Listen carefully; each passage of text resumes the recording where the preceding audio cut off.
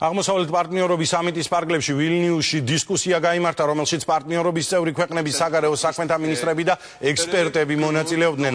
მათ შორის იყო მაია ფანჯიკიძეც, რომელმაც კიდევ ერთხელ დაადასტურა, რომ საქართველოს არჩევანი ევროპაა.